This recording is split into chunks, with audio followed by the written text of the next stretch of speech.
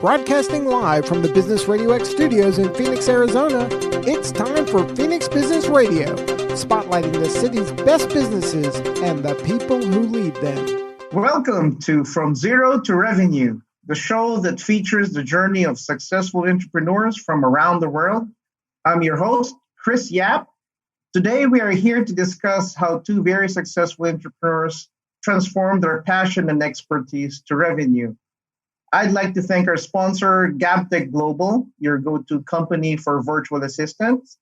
You can learn more about their services at www.gabtechglobal.com. I am very excited to introduce our guests today.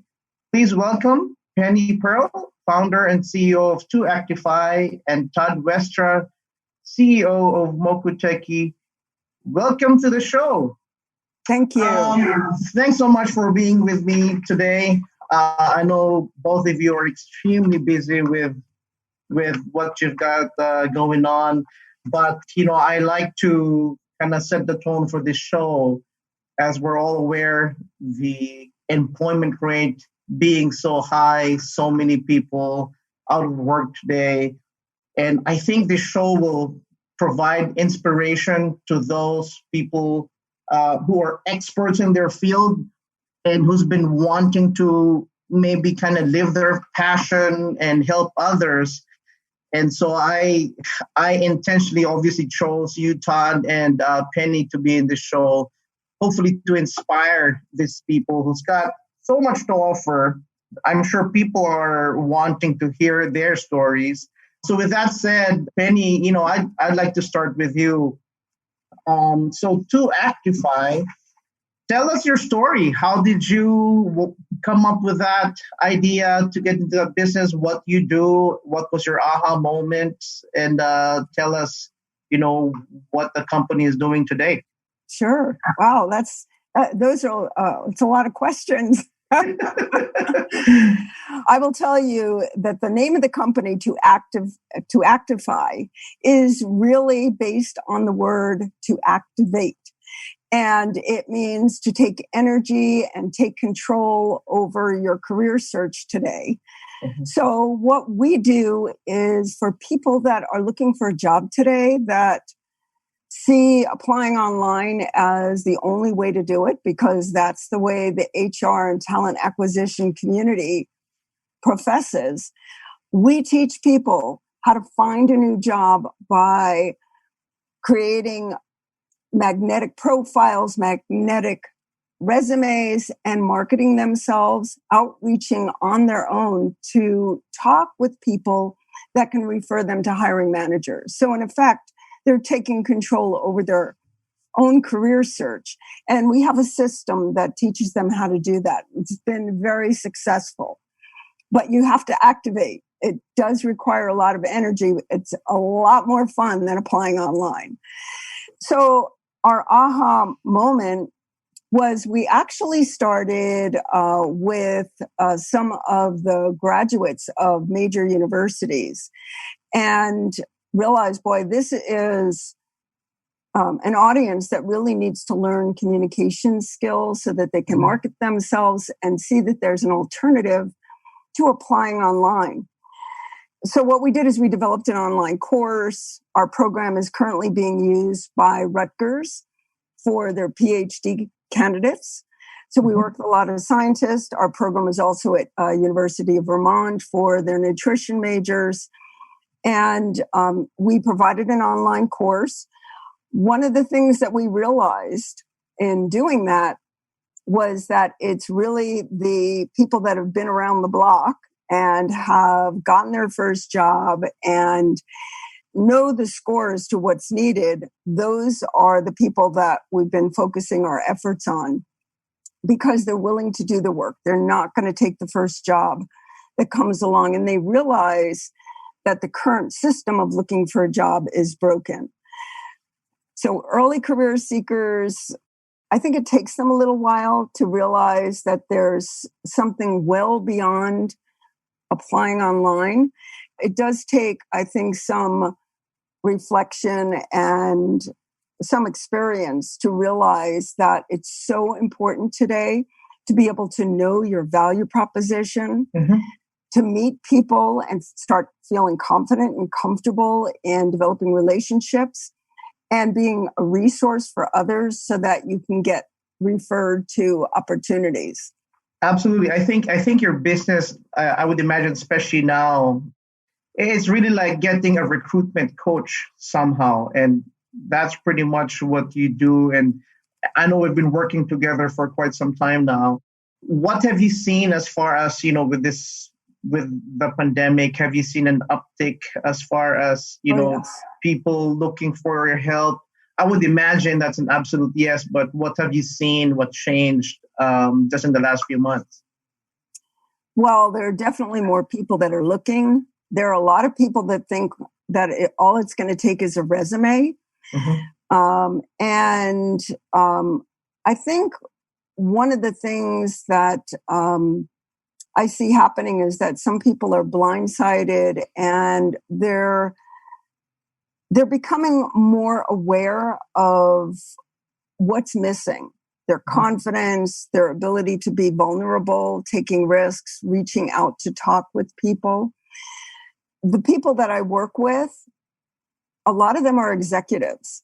Sometimes, and Todd might be able to attest to this too, it's challenging for them to admit that that's something that's really difficult for them to do, to reach out to people that they haven't spoken with for a while or that they've never met before.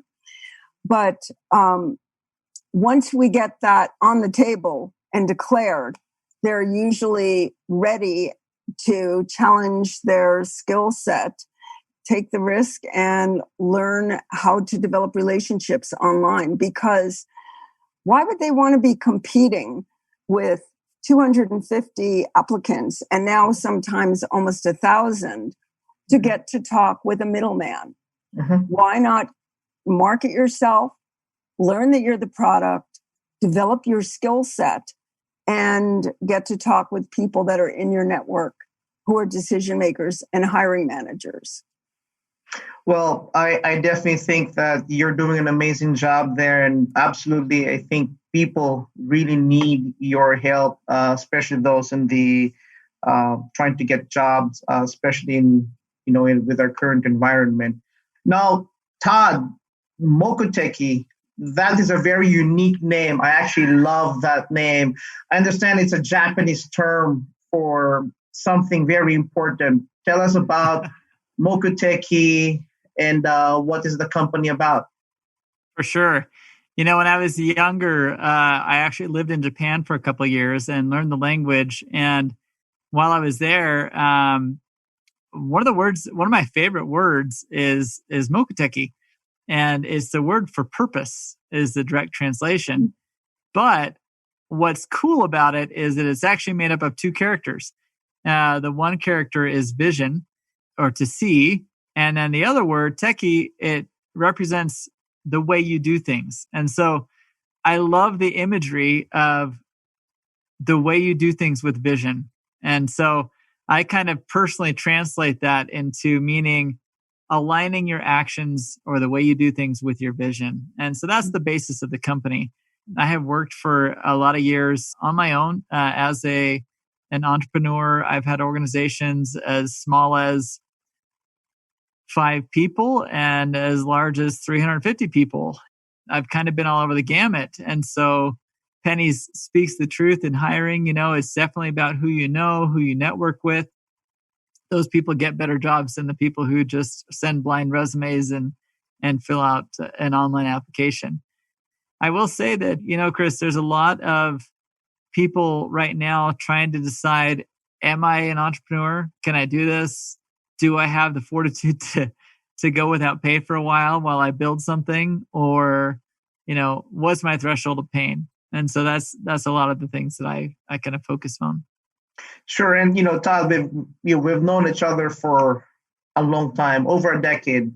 And we've worked together on different projects. But I've seen you develop different businesses from scratch, from nothing to revenue. I mean, what's your mindset when you do that? I mean, what makes it clear, like, your vision to transform an idea to reality? Is there like secret ingredients there, or how do you make that happen? That's a great question. One of the things that oh gosh, where do I even start there? One of the things that really helps me is you need to think of the simpleness of every business. I teach people that I learned everything I know about business on my paper route. And when I was an 8 and 9 year old, until I was 8 to 13, my brother and I had a paper route that we shared. And we had to go out and market to our neighbors. We had a supplier that would drop papers off. We had to stuff them with advertisements. And so we had to prepare, and then we had to do the fulfillment. And then we had to do collections at the end of the month, and we had to pay a bill. So we had accounts payable, accounts receivable, marketing, sales, fulfillment as an 8 to 13-year-old. And the older I got, the more I realized that no matter what business you're in, you have to learn how all those functions work together. And it doesn't matter what business you're in. So after returning home from Japan, I decided I wanted to do something in the golf business. And so I love to golf. Let's make a business out of it. I did. And we created a home putting green business. And the mindset was, I want to make money playing golf. I'm not a professional. I love to play. How can I make money in golf? You have to really start thinking of not what are you passionate about, but what part of what you're passionate about can you generate money from? And so in the golf business, the lowest barriers to entry at that point was we bought a distributorship, a partner of mine and I, into a home putting green turf supplier.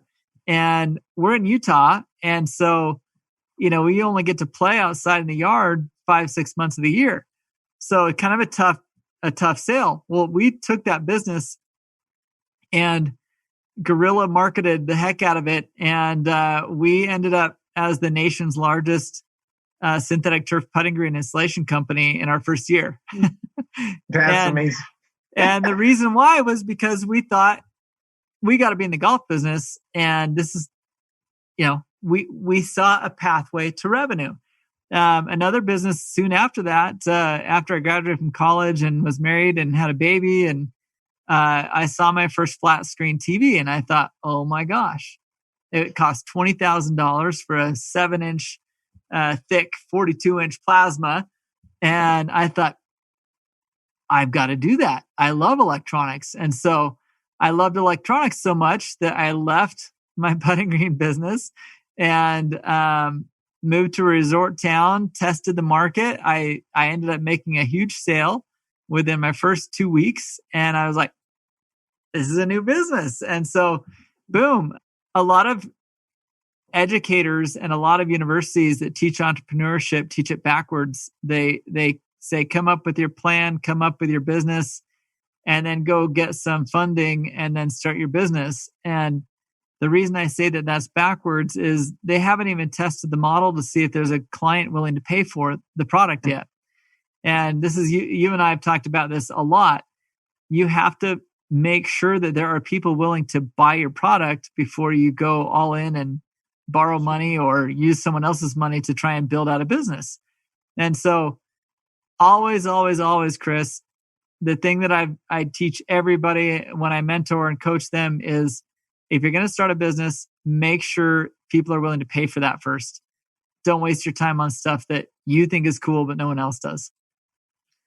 That's amazing. I mean, that right there is like, it's an online course worthy. I would like to add to that too, if I could. First of all, I wanted to comment about your paper business. And that is, you also had to deliver those papers in the rain, sleet, and snow, right? So it wasn't always the perfect environment to get the job done. It was in Seattle. Yeah. Okay. There you go. Rainy, sleet. Yeah. Horrible. Oh, conditions aren't always perfect, and you don't have control over them. And the second thing I wanted to talk about was your ability to reinvent yourself. Based on what you see, what you liked, and I think in answer to the question, Chris, that you asked earlier, what am I seeing?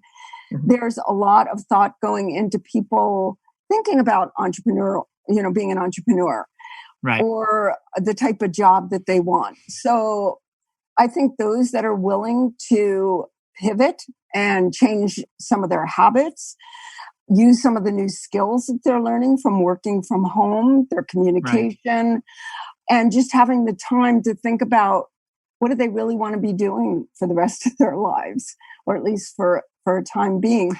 Reinvention and being open to that is really important.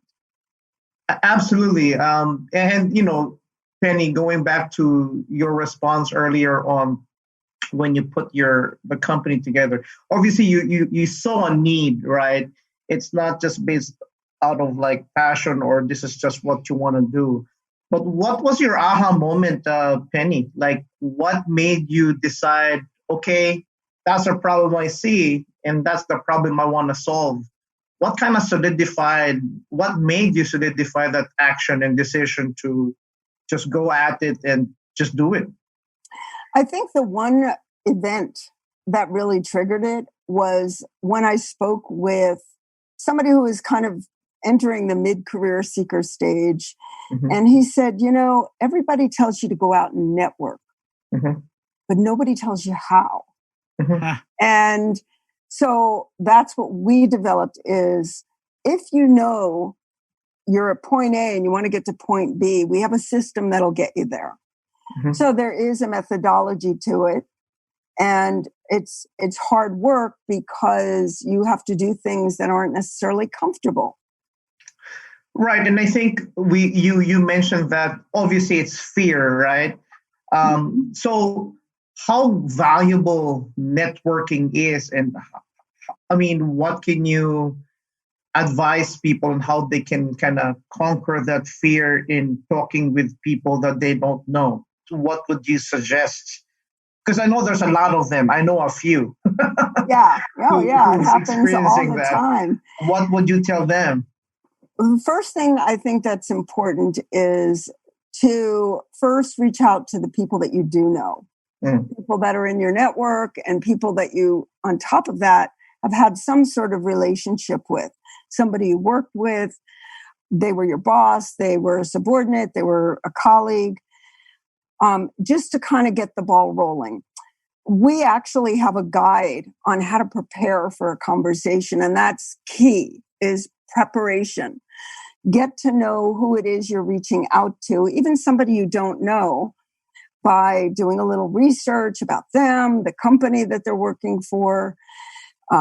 Be curious. So you need to go into it with a mindset of curiosity, not, I'm going to call this person because I want to work for that company. I'm going to ask them to take my resume and hand it to a hiring manager. That is a really self-centered approach.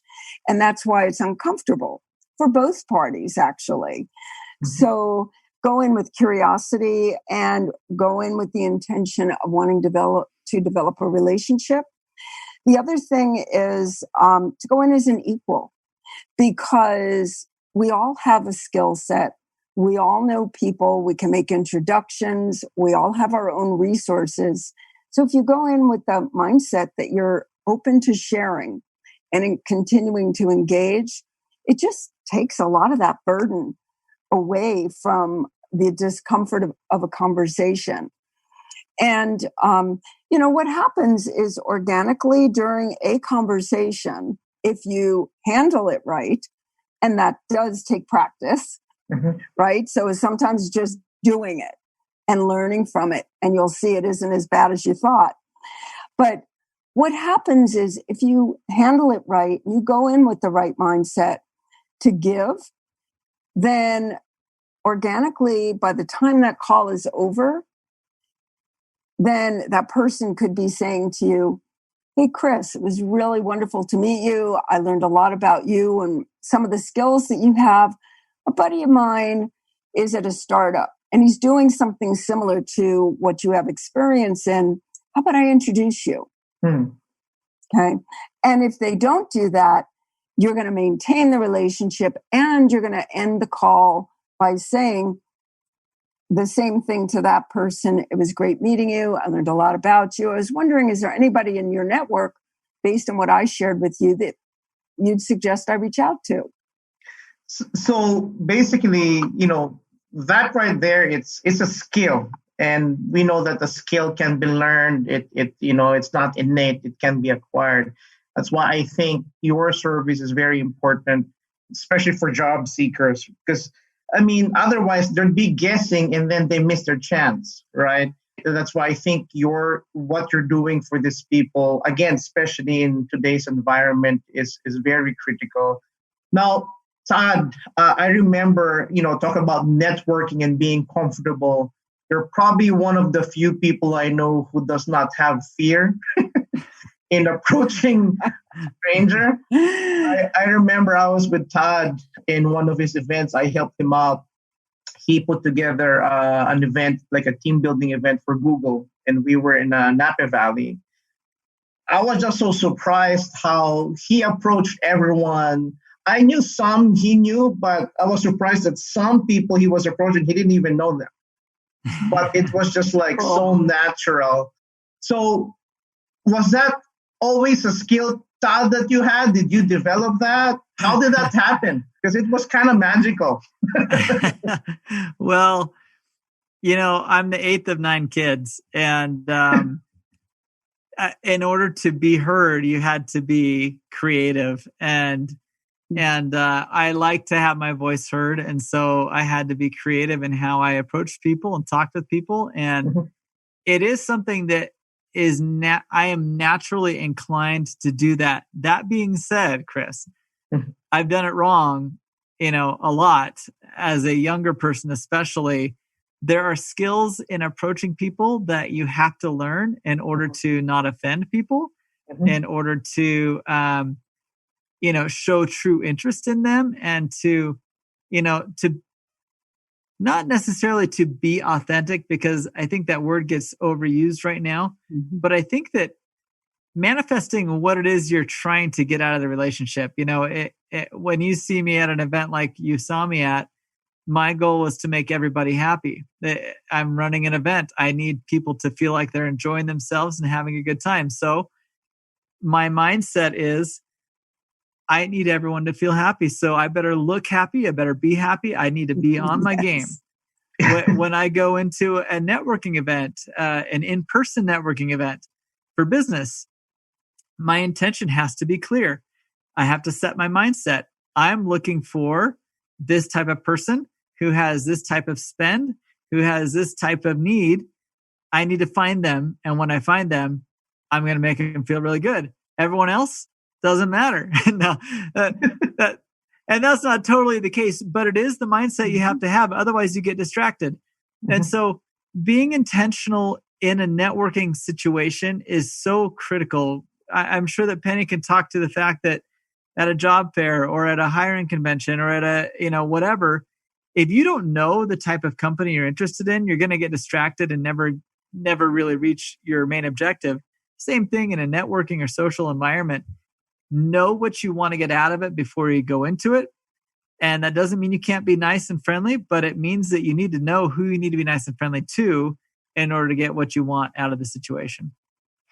Now, Todd, talk about, identifying the specific targets or the right people or clients in your case. How do you identify clients or businesses who have who are struggling with culture issues? Because I know that's what you're big on, right? How do you identify those? And then I know you've got these 3 C's that you're really big on. Yes. Tell us a little bit more about that, and who's ideal client for your consultancy. Yeah. So great question. Bad culture is very obvious, and you can spot it from a mile away.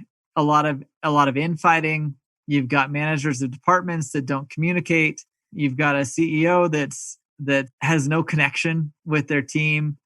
People quit. They have high turnover.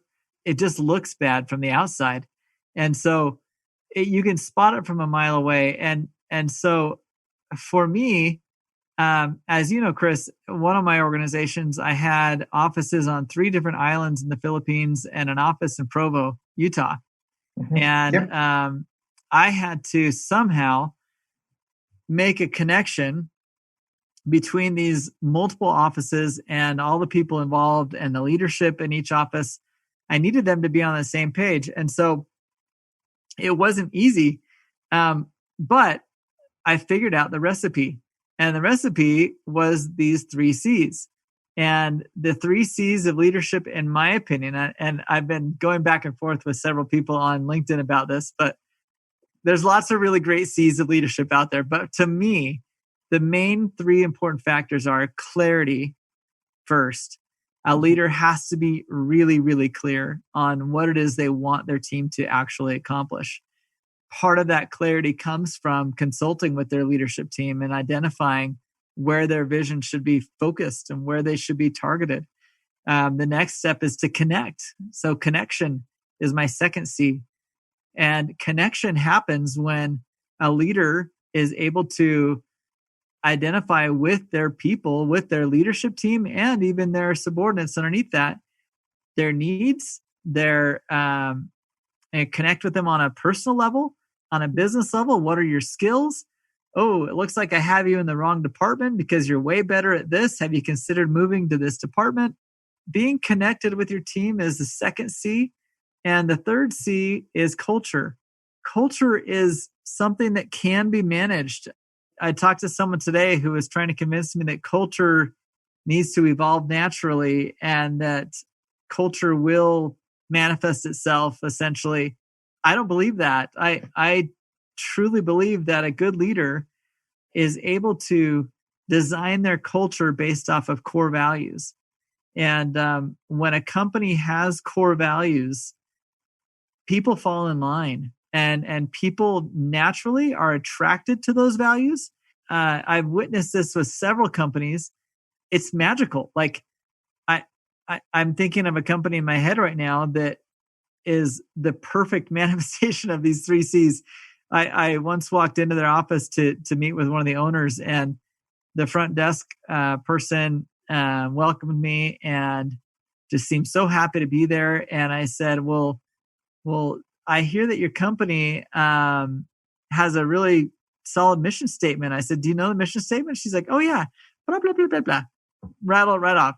And I said, well, I also heard that you guys have 5 core values that are super amazing. And she's like, oh yeah, you mean da da da da da da. And she rattled them off. And I was like, this is not the head of marketing. This is not the head of HR. This is the front desk person.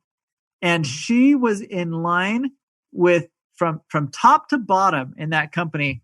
Everybody knew the vision of the company. They knew what they needed to do to accomplish that. And they had core values that hold everybody accountable. It's amazing.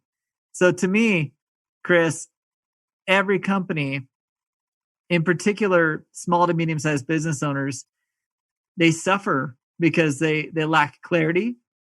They're not connected with their people often. Mm-hmm. And because of that, the culture does just evolve, and it's not always what they want. A lot of times to fix that, they try to come up with some unique strategy for their business. Why is the business stagnant? Why can't I grow my business? And you could have the best strategy in the world. You dump it on a bad culture, it goes nowhere. But if you've got a strong culture that believes in their leader and believes in the vision of where the company's going, whose strategy just evolves out of that. Like the teams want to accomplish that. So they come up with strategy on their own. They see the needs of their customers. They see the needs of their staff. And it gets exciting. Like it gets really exciting. Growth happens when there's a clear vision. Do you think there's an expiration on that? Like, let's say you've developed the culture, the clarity, the connection.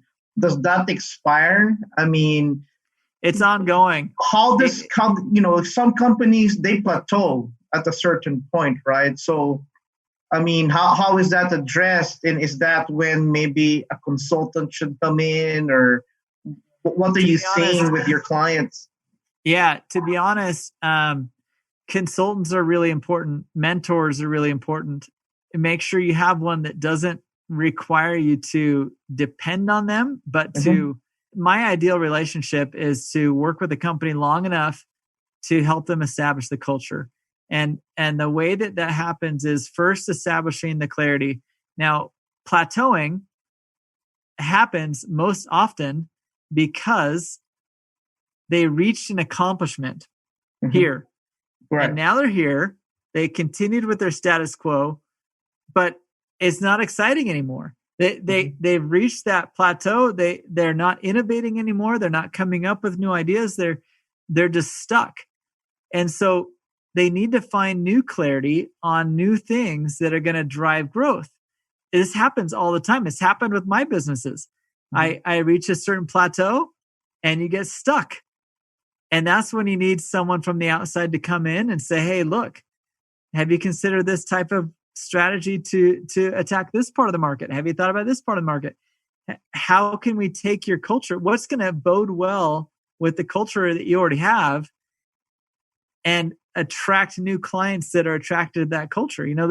There's a lot of ways to look at it, but Chris, it's an ongoing phenomenon. And too many leaders get complacent and they get stuck and they're still making money, but they're not scaling and they're not growing and people aren't loving their job as much. And I would guess, Penny, you're seeing that among your clients as well, right? Obviously, Todd's clients are more of the business, the businesses. Your clients are the job seekers, but everyone, individuals particularly, we do plateau at a certain point. And how important is it for your clients to reinvent themselves, or maybe just to improve on certain aspects as far as them trying to get the job as individuals? I mean, is that part of the strategy that you teach them? How does that reinventing oneself come into play? I think, I don't know if I would call it reinventing. I would say, are they willing to pivot and do things differently? Right. And also have a strategy, a roadmap for where they want to be. And so the skills that they learn in looking for a new job, it doesn't end there. Networking is something that you should be doing throughout your career, so that 5 years later, when you're ready to make another move, you pick up the phone and you talk with people you've been staying in touch with, and also being able to reach out to people in your company so that you can advance. I mean, there are some people that want to stick around with the company for a long time. So how do you advance? You advance by getting to know a lot of people in the company, managers from other departments, subordinates from other departments. Also, just by developing your network, you become a go-to person, right? Mm-hmm. And people like to engage with other people who are really networked. They're connected because they're a great resource. Absolutely. So, yeah. Absolutely. And for those listeners, for our listeners, like I said earlier, who are, contemplating on maybe becoming a coach or a consultant, how do you connect to and reach out for the ones that you want to help? I mean, what's your strategy? Definitely multifold, because marketing today is, I would say, out of everything, it's the greatest challenge in owning a business, because there's so many tools available to us, so many social platforms available to us. Like, which one do you choose? Should you be on all of them? I live on LinkedIn because that's where my clients are. Mm-hmm. So there are different ways that I reach out. One is just through networking on LinkedIn, going back to the people that I know that could put me in touch with others whose need that we can fulfill also, which is exactly what I ask my clients to do, right? So I have to walk my talk. So networking, reaching out to individuals on LinkedIn. If I hear there's a company layoff, what I'll do is offer somebody that I'm working with, make an offer to the people that they know who've worked at their company, I'll do a webinar for them. So there's a lot of giving that needs to be done. And the reason for that, and Todd, I'm sure you'll agree with this, you have to invest time, some money, some technology to get people to trust you. Because who do you go with? And so you do that by giving, by referrals, those sorts of things. We have tools that we share on social media. One of the things that I'm going to be doing more of, I just started doing them, is more videos of me talking so that people can be exposed to who I am and what my philosophy is, letting them know that I understand what their challenges are. I don't always have the answers for them, but I'm sure willing to roll up my sleeves with them so we can figure it out together. So I really do view what we're doing together as a partnership. It's in part coaching, because I know that many of them have their own answer, but also I do a lot of training, because if I'm asking them to reach out and talk with people and they don't know how to do that on LinkedIn, we've got tools and a system to help them do that. And it's like when you're a salesperson, you've got to develop a prospect list. Right. And you have to develop a pipeline. So I help them understand some of those terms, that their prospects are employers, employees of the companies that they want to work for, and they have to build their network and build the relationships, deepen those relationships so they can get referred. So a lot of it is outreach. A small portion is the attraction that you have through a great online profile and presence. When I say great, you have to have the keywords. You have to send the right messages so that people are attracted to you. But that's only the very beginning. And you have to be very conscious of what your value is and be able to communicate that so you don't feel like you're bragging and it doesn't come across as bragging. And that takes a lot of reflection. You have to look back and say, well, what have I accomplished? What was the result? I worked for a company for 5 years. What did I actually do? And most people don't, they struggle with that.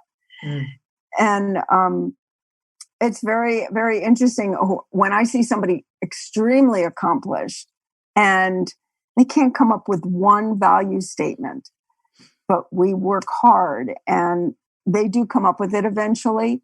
What that does is it allows them to be more confident, be a better communicator in conversations where they're introducing themselves to their network. And they do a lot better in interviews. So they're not the deer in the headlight when they get a question like, tell me about something you're really proud of.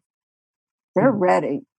That's amazing. Well, you mentioned the video as far as, obviously it's getting your expertise out there, getting your brand out there.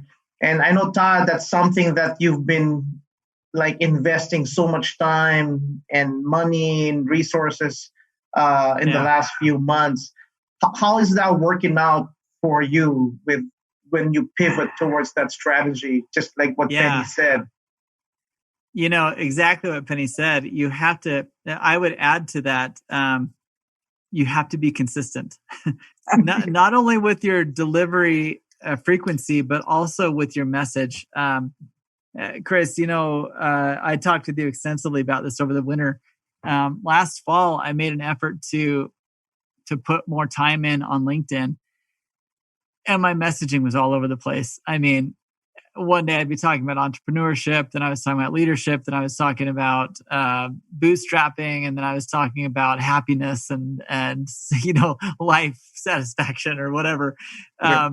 It's so easy to be inspired by other people's posts and then want to replicate that. That's not how you make an impact on LinkedIn. The way you make an impact on LinkedIn is you are consistent about your topic. You know what it is you're after. And people will see that and say, oh my gosh, when I want to learn about sales, or if I need a new sales director, I'm going straight to this person because all they talk is sales and they are fluent in sales. This person, is all about coding, and they know how to code like crazy, and they show samples of their coding and look at this goofy thing they did. I mean, you got to be consistent around your topic. For me, and my coaching business, I did not. A big step that I learned this winter, Chris, was to identify what differentiates me from other people talking about the same thing. Mm-hmm. I think that the thing that really stood out to me was there was a bajillion people talking about entrepreneurship and startup and all that kind of stuff, which I feel like I could probably compete with and have fun with. But I didn't want to be just another guy in that field. I wanted to niche down. I wanted to be very specific what my skills were. And one of my skill sets that I feel like is unique to me is my ability to connect with teams, how to make teams work together, and how to make leaders understand how to get their teams to work with them. And so that's why I kind of took the path that I did, was don't just go on to LinkedIn just to be on LinkedIn. Go on LinkedIn and actually be specific and be intentional and really know what you want. And if you don't know what you want yet, just get on LinkedIn anyway and just start connecting blindly and start connecting with people that could be a potential employer.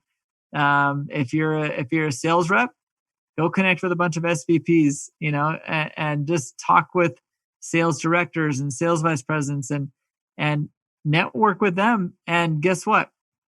Comment on their stuff. They're all posting. Comment on their posts. Make them really good comments. Don't just be like, great thought. Make some really good points about the subject that they talk about.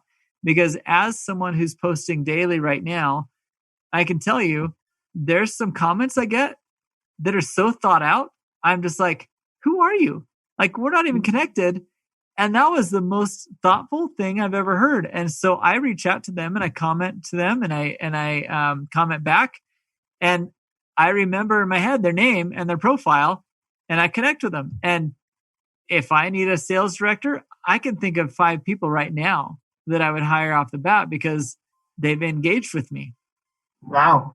So yeah, I guess we all could agree that LinkedIn is a great platform, obviously especially for B2B. Now with LinkedIn, I know it can be tricky because you can't be sales pitchy, right? You have to be very tactful.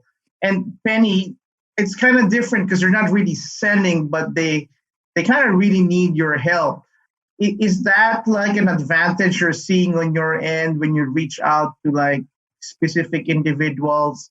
Do they feel like they're being sold, or do they feel like you're generally trying to help? And where's the, I guess, delineation between being sold and trying to be helped? What have you seen? That's a great question. I am selling, just like they're selling. When you're reaching out, you're marketing yourself. So I am selling. But I also know that even if you're not looking for a job today, 6 months from now, a year from now, you might be looking for a job. And you can't just start networking and developing deep relationships when you want to change your job in 30 days, right?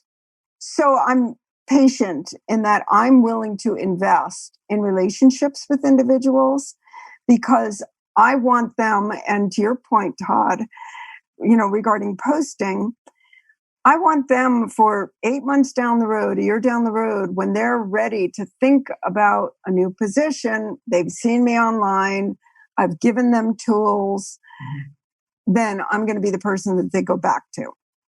So give, and then give and get. Yeah, absolutely. Yep. I mean, today, can you charge for a webinar? It's far and few between, right? Right. So you try to put yourself out there in many different ways, develop tools that really are valuable to individuals. And, I think just it's part of that developing trust that, okay, this person really knows what they're talking about. This person has given me a lot of tools. I've seen a sample of their capabilities. They've helped me a couple of times, and I'm ready to invest in myself. That's hopefully what what they say. And quite frankly, when I have my discovery calls, I have them go through a form to self-select, because our best clients are people who are pretty clear, getting to your clarity point, Todd, Right. about what they want to do next, rather than really trying to figure out what they want to do and get it all done in 3 sessions or 6 sessions. Like, figure it out and get a job. We like to work with individuals who are pretty clear on what they want to do next, and they're ready to roll up their sleeves and take action, because I invest a lot of time and energy, mental energy, trying to help them also. Mm-hmm. So if they're the type of person that doesn't want to do the work, they think it's going to come easy, then, they're more likely to stop doing it. I want people who are there for the long haul, because I'm there for the long haul. Right. Yeah. Right. Now, Penny, I know, I've always viewed consultants, coaches are like, obviously they're teaching you. So they've got some sort of superpowers, right? Sort of. What would you say, Penny, is like the superpowers of your superpowers and 2Actify that really help your audience get the most value out of, the help they're trying to get from you? I believe that in a very short time frame, with the hard work that we work together on, they see themselves as a valuable contributor to an employer. They're more confident.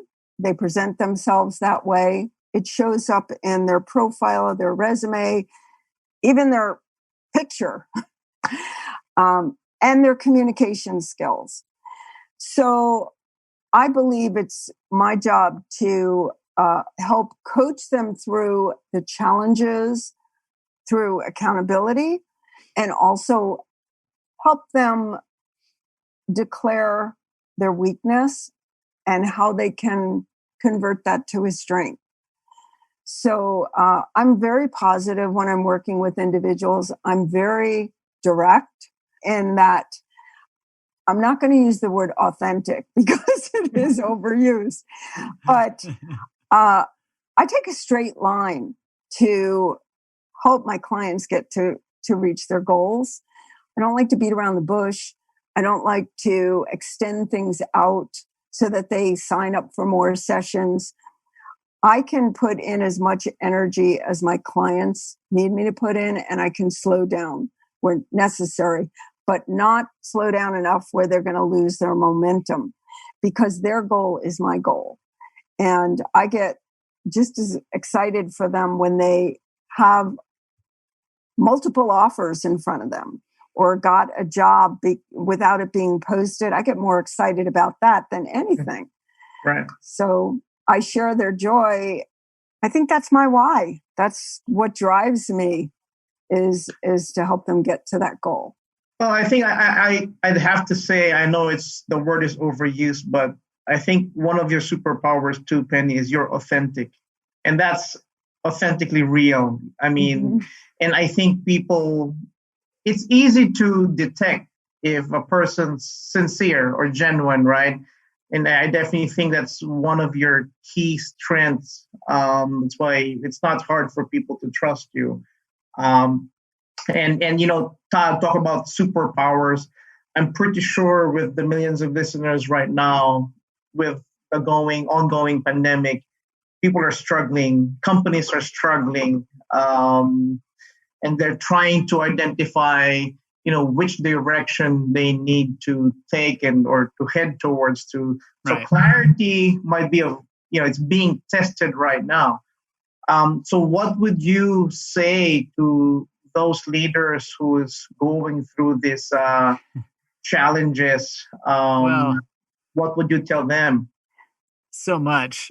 Having lived through the, owning a business during the 2008-2009 financial conflict crisis, your ability to survive through those things depends on a lot of small things. One of those things is identifying your fastest revenue sources and sticking with those. if that means backing off some of the big programs you thought you could run, back off for a minute, keep cash flow coming in, make sure you have cash flow. And it may take a small distracted effort to make sure you're getting cash flow during this time, just to make sure you can keep payroll going. But honestly, Chris, the thing, every business is going to be slightly different, but the process is the same.